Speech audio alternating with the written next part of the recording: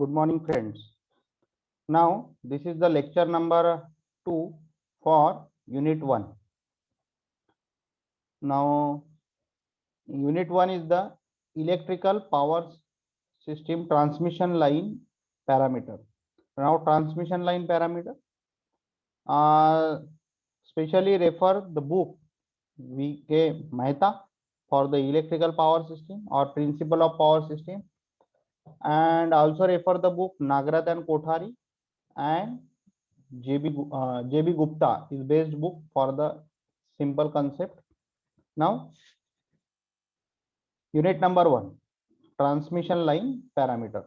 In the unit number 1, major points which is to be discussed in this unit is calculation of resistance, inductance and capacitance of single phase and three phase transmission line, skin effect and proximity effect, transposition of transmission line, GMD and GMR of the or method of the transmission line inductance calculation, geometric mean diameter and geometric radius, double circuit line, bundle conductor, effect of earth on inductance and capacitance of the line, and interference of the transmission line with communication lines. Now, a first point is constant of transmission line. Constant म्हणजे काय? Transmission line constant कधीही कोणीही म्हटलं तर तीन parameter येतात, resistance, inductance and capacitance of the line. जर तुम्ही ट्रान्समिशन लाइन ऑब्झर्व केली असेल तर ट्रान्समिशन लाइन ऑब्झर्व केल्यावर तुम्हाला हे लक्षात येते की ट्रान्समिशन लाइन मध्ये तीन पॅरामीटर्स कुठून येतात. जसं आपण जर ऑब्झर्व केलं, for example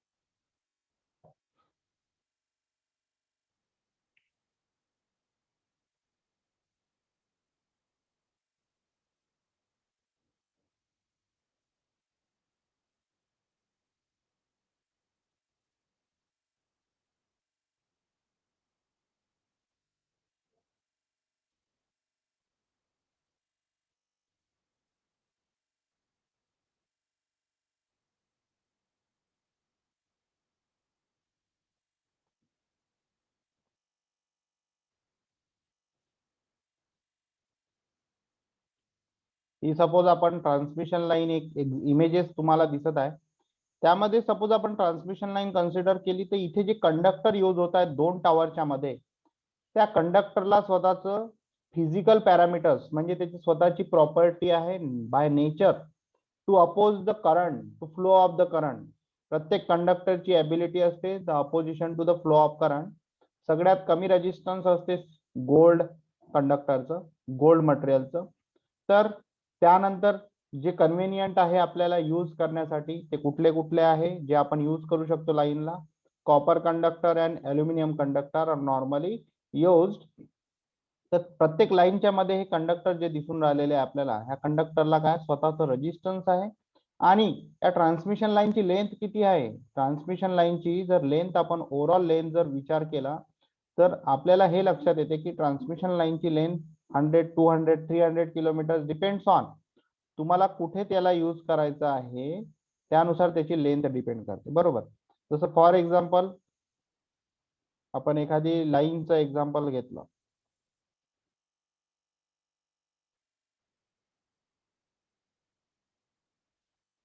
for example he line आहे आपली, हे टावर आहे, ट्रान्समिशन लाईन टावर्स.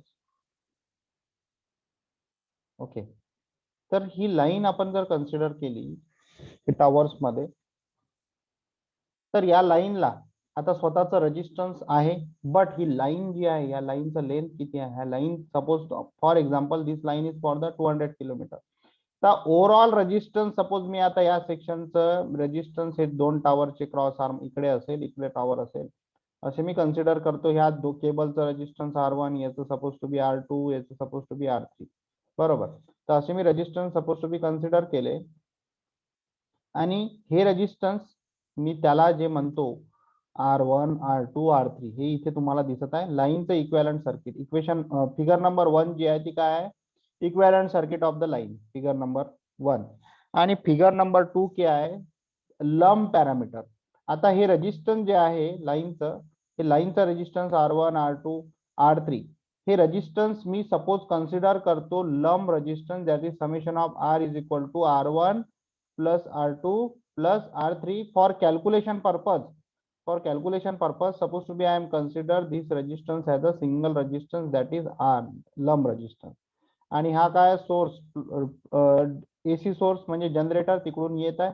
आणि या लाईनला, आता या लाईनच्या कंडक्टर मधून करंट फ्लो होत आहे, बरोबर. करंट फ्लो होत आहे. When current flowing through the conductor, and या लाईनच्या आजूबाजूला दुसरी पण लाईन आहे, कारण 3 फेज लाईन जर असेल तर एकाच टावर वरून 3 लाईन गेलेल्या असते. That conductor make a magnetic flux, rotating magnetic flux, and that rotating magnetic flux cut that conductors. That's why there is the mutual inductance are generated between two conductors, that is called as the LM. And similarly self inductance, that is the current flowing through the conductor. कारण conductor मधून जेव्हा current flow होत आहे त्याच्यामुळे त्याच्यामध्ये magnetic field of lines generate होत आहे, magnetic flux of lines generate होत आहे. आणि त्या फ्लक्सच्या लाईन्समुळे काहीतरी करंटला अपोज होत आहे, त्याला आपण रिप्रेझेंट करतो सेल्फ इंडक्टन्स LF. तर ओव्हरऑल इंडक्टन्स काय आहे, LF प्लस LM. LM म्हणजे काय, दोन कंडक्टर मधला mutual inductance, means that current flowing through the that conductor. पहिल्या फेज मधून सपोज करंट फ्लो होता है I1 करंट, आणि दुसऱ्या फेज मधून I2. तर या I1 मुळे जो फ्लक्स तयार होता है तो सपोज टू बी Φ1, आणि या I2 मुळे जो फ्लक्स तयार होता है तो suppose to be Φ2. Each flux cut another conductor. त्यामुळे जे EMF, ज्यामुळे जे EMF इंड्यूस होत आहे आणि ज्यामुळे फ्लक्स कट होत आहे त्या पर्टिक्युलर लाईनचा दुसऱ्या लाईन मध्ये, तर त्यामुळे जो इंडक्टन्स जनरेट होत आहे त्याला आपण म्युच्युअल इंडक्टन्स असे म्हणतो. तर ओव्हरऑल दोन टाईपचे इंडक्टर असतात कोणत्याही कंडक्टरला, स्वतःचं inductance that is called as a self inductance because of the current which is to be flowing through that conductor generated the inductance, flux lines for the self conductor, that is self inductance. And the flux provided, flux generated by the transmission line which is cut the adjacent or neighboring conductor, that's why there is the mutual inductance effect generated, that represented by the LM. The overall inductance is L. Suppose we are consider the L1 is the inductance of line 1, L2 for the section, and L3 for the third section. So overall inductance is also represented by the lump inductance L1 plus L2 plus L3. The lump parameter म्हणजे काय, lump parameter म्हणजे overall लाईनचं length suppose 200 kilometre आहे. त्या overall लाईनचं length small section मध्ये आपण त्याचं resistance जर major केलं आणि ओव्हरऑल रेजिस्टन्स जर आपण मेजर करून R is equal to summation of all resistance which is measured at different section, that is called as lump resistance. Similarly inductance, lump inductance which is to be measured at overall length of the line, and when added up all the inductance at different location, that is called as a lump inductance. Okay, now तर इथे बघा एक diagram दाखवलेली आहे, कुठली, second diagram is the inductance of the line. What is the resistance of the line? It is the opposition of the line conductor to current flow. Resistance the simple formula है, current ला opposition करेल. The resistance is the distributed uniformly along the whole length of the line. मी आता सांगितलं whole length म्हणजे कंडक्टरला प्रत्येक point वर resistance same राहील. कोणताही कंडक्टर मटेरियल तुम्ही घ्या, कॉपर घ्या, ॲल्युमिनियम घ्या, त्याला स्वतःची प्रॉपर्टी आहे to oppose the flow of current. त्या प्रॉपर्टीला आपण काय म्हणतोय, रेजिस्टन्स. तर ओव्हरऑल कंडक्टरचा रेजिस्टन्स आपण ऍज अ ओव्हरऑल रेजिस्टन्स हा युनिफॉर्मली डिस्ट्रीब्युटेड आहे प्रत्येक कंडक्टरच्या पॉइंटवर, आणि त्याला आपण ऍज अ लंप पॅरामीटर म्हणून कन्सिडर करू शकतो. सिमिलरली जर इथं आपण ऑब्झर्व करू शकत असाल तर याच्यामध्ये आपल्याला काय दिसते की 3 सेक्शनचं समजा आपण इंडक्टन्स रेजिस्टन्स घेतलेला आहे, 3 लाईनचे सेक्शन पाडले. समजा this is section 1, this is section 2 and this is section 3, आणि तीनही जर मल्टी ऍडिशन जर केलं the overall resistance of line and overall inductance of line, that is called as a lump resistance and lump inductance. And this is the equivalent circuit of the transmission line, because this is the VS called as a generating station. कारण transmission line काय करते, generating station पासून आपल्याला load कडे म्हणजे substation कडे, हा काय सबस्टेशन कडे पॉवर ट्रान्समिट करण्याचं काम करते. बरोबर, पॉवर इकडून इकडे ट्रान्समिट होत आहे, अशा पद्धतीने पॉवर इकडे ट्रान्समिट होत आहे. आणि तर त्यामुळे या जनरेटरला रिप्रेझेंट केलेला आहे व्होल्टेज सोर्सने, आणि substation is act as a load, and normally load are the RL type resistance plus inductance load. That's why this is represented as a ZL is equal to XL plus R is called as a ZL load, that is the inductive load. Means normally load are the three-phase RL load in the transmission line.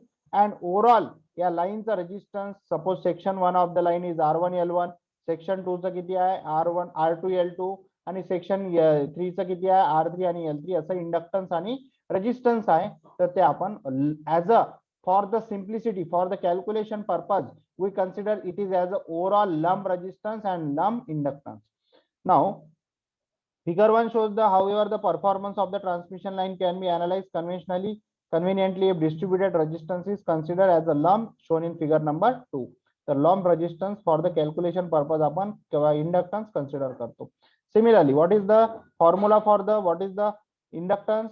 When the alternating current flows through the conductor, the changing flux is a setup which is linked the conductor. Obviously, कोणत्याही conductor मधून कुठल्याही conductor मधून जेव्हा current flow होईल, कुठल्याही conductor मधून जेव्हा current flow होईल, तर त्या करंट फ्लो झाल्यामुळे सपोज आता मी फॉर एक्झाम्पल एक सायनोसायडल सप्लाय घेतोय, पॉझिटिव्ह केस. तर मला सांगा, इथे समजा मी सायनोसायडल सप्लाय घेतला, इन पॉझिटिव्ह पीक हा प्लस राहील, हा मायनस राहील. तर करंट डायरेक्शन काय, या डायरेक्शननी. जेव्हा हा निगेटिव्ह पीक मध्ये येईल तेव्हा हा मायनस होईल आणि हा प्लस होईल. तर करंटची डायरेक्शन कशी राहील लाईनची, अशी म्हणजे अशी राहील. म्हणजे हे किती वेळा होत आहे एका सायकल मध्ये, हे 50 टाइम्स होत आहे. कारण फ्रिक्वेन्सी किती आहे सप्लायची, supply frequency is 50 hertz. Number of cycle per second is called as a frequency. Number of cycles किती आहे 50, म्हणजे एका सेकंदामध्ये हा करंट किती वेळा व्हायब्रेट होईल, 50 टाइम्स व्हायब्रेट होईल. 50 times current are changes, plus minus direction change होईल. कारण पॉझिटिव्ह सायकलला इकडे जाईल आणि निगेटिव्ह सायकलला इकडे जाईल. कारण आपला सायनोसायडल सप्लाय आहे, त्याच्यामध्ये positive negative positive negative positive negative अशी पल्स जनरेट होतात. म्हणजे सायनोसायडल सप्लाय आहे, तर त्यामुळे व्हायब्रेटिंग करंट इथे फ्लो होईल. म्हणजे जर आपण अकॉर्डिंग टू थंब रूल जर म्हटलं, तर थंबच्या रूल नुसार इकडे जर करंट फ्लो होत आहे, तर करंट फ्लक्स डायरेक्शन कशी राहील, अशी ज्या डायरेक्शननी थंब आपले रोटेट होते. तर या करंटसाठी इकडे फ्लक्स होता या डायरेक्शननी रोटेट, या करंट डायरेक्शननी फ्लक्स कसे रोटेट होतील, असे रोटेट होतील. म्हणजे फ्लक्स काय होत आहे, फ्लक्स पण चेंज होत आहे, अल्टरनेटिंग फ्लक्स असं म्हणतो. Flux also changes 50 times in a 1 second, 50 time in a 1 second. म्हणजे एका सेकंदला किती वेळा चेंज होत आहे फ्लक्स, 50 टाइम्स. म्हणजे त्याला काय म्हणतो आपण, alternating flux, changing flux in a set of which is link the conductor. आणि हा चेंज होणारा फ्लक्स पहिले असा मग असा प्लस मायनस करंट रोटेट होऊन झाल्यामुळे फ्लक्स, चेंजिंग फ्लक्स काय होत आहे, नेबरिंग कंडक्टरला काय होते. कारण transmission line are 3 phase normally, हा कंडक्टर मध्ये फ्लक्स जो आहे तो दुसऱ्या लाईनला काय होत आहे, लिंक्ड होत आहे. त्यामुळे काय होत आहे, there is the inductance are generated. Due to the flux linkages to the conductor possesses the inductance property, and mathematically inductance is defined as flux linkages per ampere. Flux linkages per ampere is called as a inductance. म्हणजे कुठल्याही conductor मधून जेव्हा current flow होते, that changing the flux and that changing flux links with the conductor. ते flux समजा हे line आहे, या लाईनचा फ्लक्स कोणासोबत कट होत आहे, दुसऱ्या लाईन सोबत. ही सेकंड लाईन आहे आणि फर्स्ट लाईन आहे. तर ह्या फ्लक्स कोणासोबत कट होत आहे, दुसऱ्या लाईन सोबत. फ्लक्स कट झाल्यामुळे इथे जे इंडक्टन्स तयार होत आहे, inductance, that inductance is possesses the opposition to the flow of current. Due to the flux linkages conductor possesses inductance. Mathematically inductance is equal to psi upon I, where psi is the flux linkages in Weber turns and I is the current in ampere. म्हणजे flux किती linkages होत आहे conductor सोबत आणि त्या conductor मधून किती current flow होत आहे त्यावर डिपेंड असते inductance L. The inductance is the also uniformly distributed along the length of the line. म्हणजे इंडक्टन्स पण आपण बघितलं, कन्सिडर केलं पहिल्या लाईन साठी, दुसऱ्या लाईनसाठी आणि तिसऱ्या लाईनसाठी. सपोज 3 सेक्शन केले आपण लाईनचे, L1, L2 and L3. Previous केस मध्ये जी डायग्राम बघितली. तर इंडक्टन्स पण हा ओव्हरऑल लाईन लेंथ मध्ये काय असते, युनिफॉर्मली डिस्ट्रीब्यूट असते. तर आपण त्याला पण ऍज अ लंब L1 plus L2 plus L3, समजा 3 सेक्शन ऑफ लाईन 100 किलोमीटर आपण घेतले असेल, तर ओव्हरऑल सेक्शनचे इंडक्टन्स सपोज आपण किती कन्सिडर केले, L1, L2, L3, बरोबर आहे. तर 300 किलोमीटर साठी लाईनचा overall lump parameter L is equal to L1 plus L2 plus L3 असे लंब पॅरामीटर्स तयार झाले, बरोबर.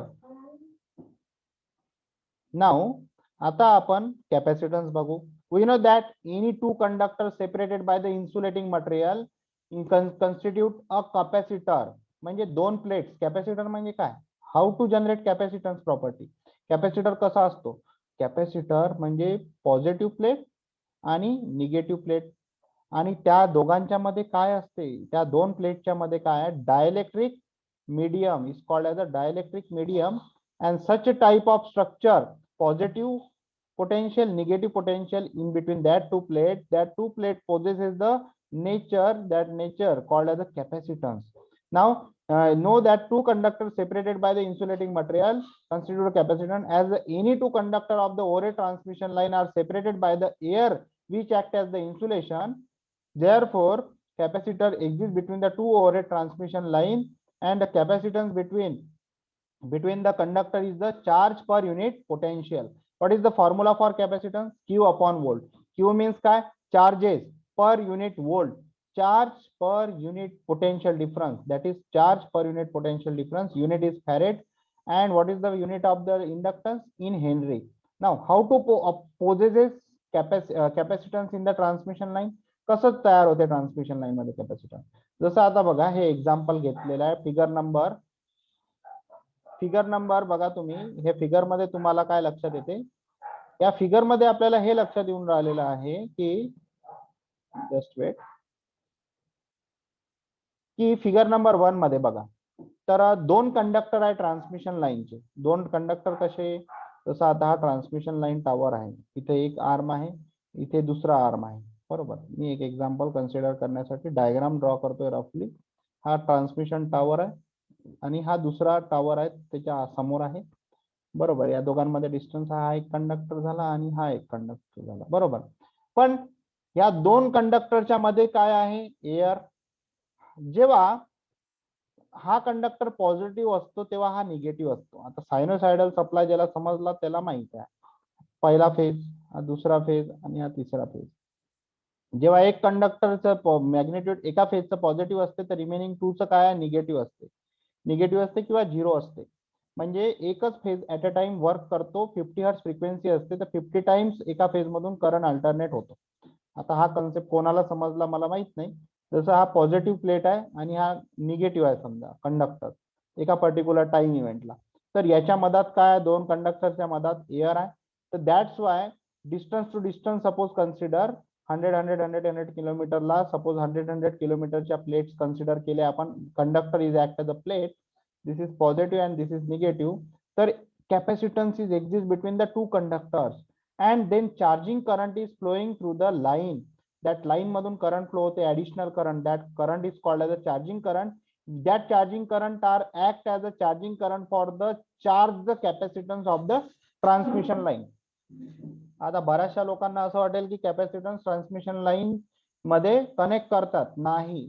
दिस is the physical property achieve by the transmission line. फक्त तसं नेचर जनरेट होत आहे ट्रान्समिशन लाईन मध्ये, कॅपॅसिटिव्ह नेचर जनरेट होत आहे. There is a no any capacitor connected between two conductor of the line. This is the property actually generated due to the environmental condition, due to the conductor conditions, that conductor condition. Similarly overhead transmission line मध्ये transmission conductor एक consider केला मी, आणि हा जर ground आहे, हा काय ground आहे, तर हा कंडक्टर पॉझिटिव्ह राहील आणि ग्राउंड काय राहील, ground is act as a negative plate. ground is act as a negative plate, and distance between that conductor and ground, there is the air material, space between conductor and ground is air, which is act as a dielectric medium. That's why there is the causes of capacitance property in between conductor and ground.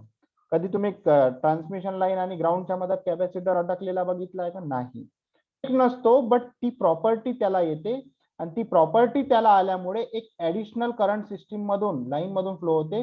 That current is called as a charging current which is use to charge by the capacitance. म्हणजे capacitance ते charging current possess करते, म्हणजे घेऊन घेते. Additional current that capacitance which is generated between two lines और conductor possesses that property and take additional extra current from the line. म्हणजे additional current line मधून extra current additionally घेतलं जाते. ते ऍडिशनल एक्स्ट्रा करंट जे घेतलं जाते त्याला म्हणतो आपण charging current due to the capacitance property. The capacitance is uniformly distributed again along the whole length of the line. Whole length मध्ये लाईन मध्ये कॅपॅसिटन्स काय युनिफॉर्मली डिस्ट्रीब्युट केलेला आहे डिफरंट सेक्शनला. वेन अँड अल्टरनेटिंग करंट, सगळ्यात महत्वाची line golden line असं म्हणू आपण त्याला. When and alternating voltage is impressed on transmission line, the charge on conductor at any point increases and decreases. आता याचा मीनिंग काय होते? कधी हा फेज पॉझिटिव्ह आहे, कधी हा फेज झिरो आहे, कधी हा निगेटिव्ह आहे. Due to the sinusoidal nature, means कधी इथे पॉझिटिव्ह चार्ज आहे तर कधी इथे निगेटिव्ह चार्ज आहे. Because charges totally depend upon the potential. Positive पोटेन्शियलला पॉझिटिव्ह चार्ज, निगेटिव्ह पोटेन्शियलला negative charge. With the increasing and decreasing, increasing means positive charge, decreasing means negative charge of the instantaneous value of the voltage between the conductor at that point. Conductor मध्ये alternating voltage generate कधी impressed होता है, का बरं nature change होता है? Due to the changing charges. The result is that the current known as the charging current flows between the conductor. This charging current is flowing the line even when it is open circuit. आता हे line इकडे load connect असो किंवा नसो, म्हणजे ZL किंवा substation connect असो किंवा नसो, ओपन असला तरी तिथून charging current, additional charging current flow होणारच. लोड असला तरी होईल, नसला तरी होईल, म्हणजे कॅपॅसिटिव्ह नेचर मुळे येणार चार्जिंग करंट येणारच लाईन मध्ये. बरोबर आहे. It affect the voltage drop along the line as well as the efficiency and power factor of the line. Obviously एक ऍडिशनल चार्जिंग करंट जर लाईन मधून फ्लो होत आहे तर त्यामुळे ऍडिशनल एक ड्रॉप तयार होईल, कारण करंट वाढलं तर आय स्क्वेअर एल ड्रॉप वाढते, म्हणजे in short I square Z loss, म्हणजे लाईन लॉसेस वाढेल. करंट वाढला, कारण आय एल जर तुमचा वाढला, आय म्हणजे काय? आय म्हणजे तुमचा कंडक्टर मधून फ्लो होणारा करंट. आता आय मध्ये मेन करंट म्हणू शकतो एक लाईन मुळे येणारा, प्लस एक चार्जिंग करंट जर ऍड झालं ड्यू टू द कॅपॅसिटन्स, तर आय ची व्हॅल्यू काय झाली? वाढली. When I increases ohmic resistance, total line losses are increases. Means line losses जर वाढले तर रिसिव्हिंग एंडला म्हणजे लोड साइडला, ट्रान्समिशन लाईनच्या रिसिव्हिंग एंडला इकडे पॉवर कमी ट्रान्सफर होईल. रिसिव्हिंग एंडला म्हणजे V R, sending end voltage VS, receiving end voltage काय राहील? कमी होऊन जाईल, कारण व्होल्टेज ड्रॉप झाला इथे लाईन मध्ये ऍडिशनल करंट आयसी फ्लो झाल्यामुळे. तर अशाला आपण म्हणतो, यामुळे जो इफेक्ट होऊन राहिलेला जो होता है लाईनची इफिशियन्सी काय होऊन राहिली? कमी होत आहे. सिमिलरली पॉवर फॅक्टर पण defective power factor capacitive current flow झाल्यामुळे leading power factor added up होईल, म्हणजे पॉवर फॅक्टर ट्रान्समिशन लाईनचं चेंज होईल. So this is all about the resistance, inductance and capacitance of the transmission line. This is called as the constant of the transmission line. तर exam मध्ये जर प्रश्न विचारला, explain the constant, मला हे definitions लिहायचे, resistance, inductance, capacitance and how to uniformly distributed resistance, inductance and capacitance. त्याच्या diagram ह्या ज्या आहेत डायग्राम त्या तुम्हाला ड्रॉ करावं लागतील. Similarly next topic is resistance of transmission line. Now resistance of transmission line. Resistance of transmission line conductor is the most important cause of the power loss in the transmission line. का बरं? Resistor, कोणताही conductor जो आहे, cable जो आहे, दोन टावरच्या मध्ये cable जर असेल, याला रेजिस्टन्स आहे म्हणजे आहे. कंडक्टर आला, मटेरियल आला, कुठलाही एन्व्हायरमेंट कंडिशन, एन्व्हायरमेंट मधला कुठलाही तुम्ही कॉपर मटेरियल, कुठलाही मेटल मटेरियल तुम्ही घ्या, कुठलाही कंपोनंट तुम्ही घ्या, जो कंडक्टर ऍज अ कंडक्टर म्हणून यूज कराल त्याला रेजिस्टन्स असेलच, which is to be opposes. बोल्ड जरी use. So most important cause of the power loss. Power loss कशामुळे होते? कारण याच्यामधून जे करंट फ्लो होत आहे लाईन मधनं, तर त्याच्यामुळे कोणता लॉस होईल? पहिला loss I²R loss. when the current is flowing through the line, then ohmic loss is occur. ohmic loss होते. जर रेजिस्टन्स जास्त राहिला तर ओहमिक लॉस पण काय राहील? जास्त राहील. Similarly heating loss, heating for heating, I²R into T. What is the I? I is the current flowing through the conductor. What is the R? R is the resistance of the conductor. T is the time at which the current is flowing through the line. जेवढ्या वेळेपर्यंत line मधून current flow होत आहे तेवढा वेळ म्हणजे T. तर जेवढा रेजिस्टन्स जास्त राहील तेवढा हिटिंग काय होईल? कंडक्टरची जास्त. जेवढा रेजिस्टन्स कंडक्टरचे जास्त तेवढं हिटिंग पण कंडक्टरची वाढेल. That's why power loss in the transmission line, also heating loss in the transmission line. The resistance R of the line conductor having resistivity rho. Resistivity means property of the resistance. Resistance property totally depends upon this parameter called as the resistivity. Similarly, length of the line is considered as a L and area of cross section of the conductor is supposed to be A. म्हणजे conductor जो आहे, कंडक्टरचा कसा असते? Round shape मध्ये असते, बरोबर. आपण A, area of cross sectional A. Then what is the formula for resistance? R is equal to rho L upon A. Rho is the resistivity property of that conductor which is vary from material to material. जो material राहील त्यानुसार याची value vary होईल. Length म्हणजे conductor किती length आहे, म्हणजे transmission लाईनची लेंथ किती आहे त्याला आपण म्हणतो length of conductor. Similarly what is the area? Area is the cross sectional area of that conductor. The variation of the resistance of metallic conductor with temperature is practically linear over the normal range of the operation. आता मला सांगा, resistance हे temperature वर depend करते. Resistance is totally depends upon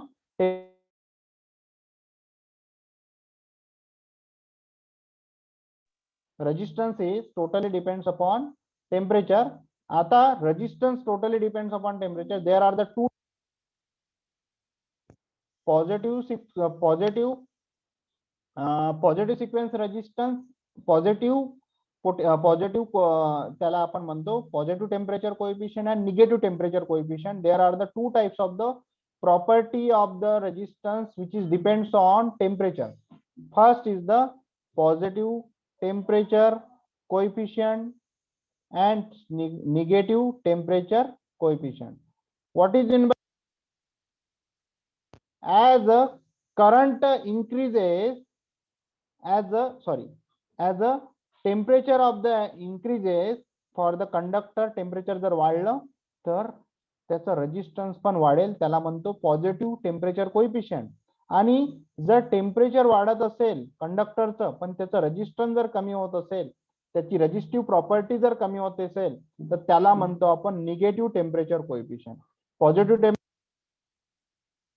coefficient त्याच्यात temperature जर वाढलं तर रेजिस्टन्स वाढते. निगेटिव्ह टेम्परेचर कोएफिशियंट म्हणजे काय? टेम्परेचर वाढलं कंडक्टरचं तर त्याचं रेजिस्टन्स कमी होते, हे लक्षात घ्या. सो हेच तिथे सांगितलेलं आहे. तर temperature is practically linear. Metallic conductor with temperature is practically linear over the normal range of operation. म्हणजे जसं टेम्परेचर वाढत आहे, फॉर एक्झाम्पल जसं हा टेम्परेचर आहे, टेम्परेचर इन जसं टाइम वाढत आहे, टेम्परेचर वाढत आहे, त्यानुसारच रेजिस्टन्स पण वाढते. कोणत्याही कंडक्टरचं हा रेजिस्टन्स असेल किंवा त्यानुसार रेजिस्टन्स कमी होईल. लिनियरली बिहेवियर असते. म्हणजे जसं टेम्परेचर वाढत आहे त्यानुसार रेजिस्टन्स वाढेल, याला आपण म्हणतो पॉझिटिव्ह टेम्परेचर कोएफिशियंट. आणि रेजिस्टन्स कमी जर होत असेल टाइम नुसार, हा टाइम असेल आणि हा टाइम असेल, टेम्परेचर काय होता, रेजिस्टन्स वाढत आहे, टेम्परेचर वाढत आहे तर रेजिस्टन्स वाढत आहे, किंवा टेम्परेचर वाढत आहे तर निगेटिव्ह टेम्परेचर कोएफिशियंट. म्हणजे हे काय असते? लिनियर बिहेवियर असते. This type of the behaviour is the linear. म्हणजे रेजिस्टन्स असं वाढेल त्याला पॉझिटिव्ह टेम्परेचर कोएफिशियंट म्हणतो, जसं जसं टेम्परेचर वाढलं. सिमिलरली रेजिस्टन्स असं कमी होते त्याला निगेटिव्ह टेम्परेचर कोएफिशियंट असे म्हणतात. बरोबर. This is the resistance, this is the time. As per time, resistance is decreases linearly with the increasing in temperature. As per temperature is increases with respect to time, then this is called as a positive temperature coefficient. As the temperature increases but resistance is dropped linearly resistance is dropped with respect to time, called as a negative temperature coefficient. याला असे different types आहे. बरोबर. So suppose R1 is the resistance and R2 is the another resistance. There are the two type of the resistance is supposed to be considered. Are the resistance of conductor and T2 degree temperature. म्हणजे एकच conductor आहे समजा atmosphere मध्ये, याचा resistance R1 कधी, जेव्हा समजा 25 degree temperature असेल, आणि हाच कंडक्टर जर घेतला मी 50 डिग्री टेम्परेचरवर, तेव्हा याचं रेजिस्टन्स मेजर केलं ते समजा R2. So R1 is considered as a resistance which is measured as a T1 degree centigrade. R2 is the resistance which is to be measured for the same conductor at T2 degree temperature. T2 किती consider केलं समजा आपण 50 आणि T1 किती घेतलेला आहे 25. T2 is greater than T1 obviously. T2 आपण मोठा घेतलेला आहे 50. T2 हे T1 पेक्षा मोठा आहे. बरोबर. Then if alpha 1 is the temperature coefficient of at the 1 degree temperature. आता अल्फा 1 काय, temperature coefficient at 1 degree temperature. म्हणजे हाच कंडक्टर जर 1 डिग्रीवर ऑपरेट होत असेल 1 डिग्री टेम्परेचरवर, तेव्हा जे रेजिस्टन्स राहील अल्फा 1 म्हणू. बरोबर. तर तो रेजिस्टन्स राहील R alpha 1 suppose. So consider R2 is equal to R1 1 plus alpha 1 T1 T2 minus T1, where alpha 1 is equal to alpha 0 upon 1 plus alpha 0 T1. So this is the alpha 1. Alpha 1 is called as the alpha 1 is the temperature coefficient of the conductor at T1 degree centigrade. म्हणजे alpha 1 काय आहे, sorry, alpha 1 temperature coefficient of the conductor at T1. म्हणजे आपल्या example मध्ये 25 degree temperature वर असणार, 25 degree temperature वर असणार temperature coefficient alpha 1. So alpha 1 is equal to alpha 0 upon 1 plus alpha 0 T1. So what is the alpha 0? Temperature coefficient at 0 degree. म्हणजे alpha 0 म्हणजे काय असते, temperature coefficient of the conductor at coefficient. So alpha 1 is equal to nothing but a temperature coefficient at T1. T1 म्हणजे काय, 25 degree temperature आपण घेतलेलं example आहे for 25 साठी. So alpha 1 is equal to alpha 0 upon 1 plus alpha 0 T1. म्हणजे आपल्याला alpha 0 माहित पाहिजे. अल्फा 0 म्हणजे काय, temperature coefficient of conductor at 0 degree temperature. 0 degree temperature temperature coefficient किती आहे ते माहित पाहिजे. समजा T1 आपला आहे 25 डिग्री.